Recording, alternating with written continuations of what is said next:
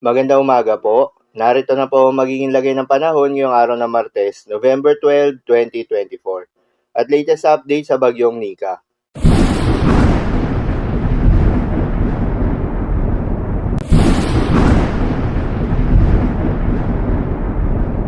Sa kasalukuyan na tayo sa pag-asa, ang bagyong Nika ay napanatili ang kanyang lakas habang nasa West Philippine Sea. Tropical Cyclone Wind Signal number 2 nakataas pa rin sa ilang bahagi ng Luzon. Ang bagyong Nika ay huling namataan sa layong 80 kilometers west ng Sinait, Ilocos Sur. Taglay ang lakas ng hangin na umaabot sa 110 kilometers per hour malapit sa gitna at pagbugso na umaabot sa 150 kilometers per hour. Kumikilos northwestward sa bilis na 30 kilometers per hour. Ang bagyong Nika ay magpapatuloy sa paggalaw sa direksyon na west-northwestward hanggang sa paglabas nito ng Philippine Area of Responsibility ngayong umaga. Inaasahang magpapatuloy ang paghina nito sa mga susunod na araw hanggang sa maging low pressure area na lamang ito at malusaw sa katubigan ng southern China, ngunit mananatili ito bilang isang severe tropical storm habang nasa loob ng Philippine Area of Responsibility.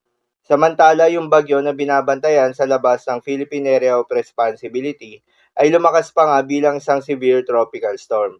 Huli itong namataan sa layong 1,185 kilometers east ng Eastern Visayas. Taglay ang lakas na hangin na umaabot sa 65 kilometers per hour malapit sa gitna at pagbugso na umaabot sa 80 kilometers per hour.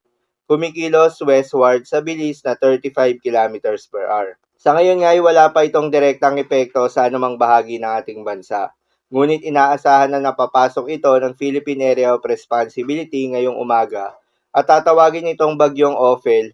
Posible itong maglandfall sa may northern o central Luzon sa Huwebes ng hapon o gabi.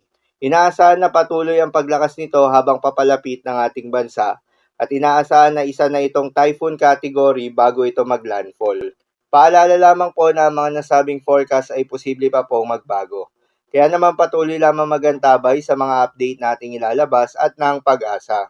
Sa ngayon nga ay may nakataas pa rin na Tropical Cyclone Wind Signal number 2 sa may Ilocos Norte, Ilocos Sur, Abra, habang Tropical Cyclone Wind Signal number 1 naman sa may La Union, northwestern portion ng Pangasinan, Apayao, Kalinga, Mountain Province, Ifugao, Benguet, Cagayan, kabilang ng Babuyan Islands, at northwestern portion ng Isabela.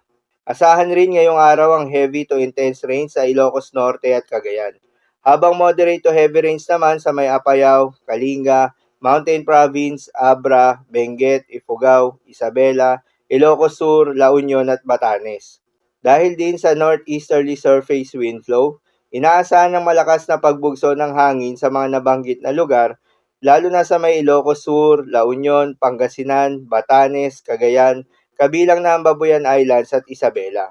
Pinapayuhan ng lahat ng mga residente sa mga lugar na maapektuhan na maganda at mag-ingat sa mga posibleng pagbaha at pagguho ng lupa.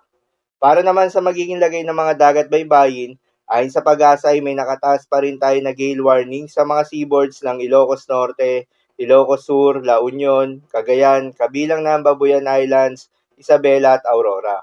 Payo ng pag-asa ay huwag munang pumalaot yung mga kababayan nating mga isda at yung may mga maliliit na sasakyan pandagat sa mga nasabing seaboards dahil inaasahan yung maalon hanggang sa napakaalon na karagatan. So yun lamang po para sa lagay ng panahon ngayong araw ng Martes. Keep safe everyone.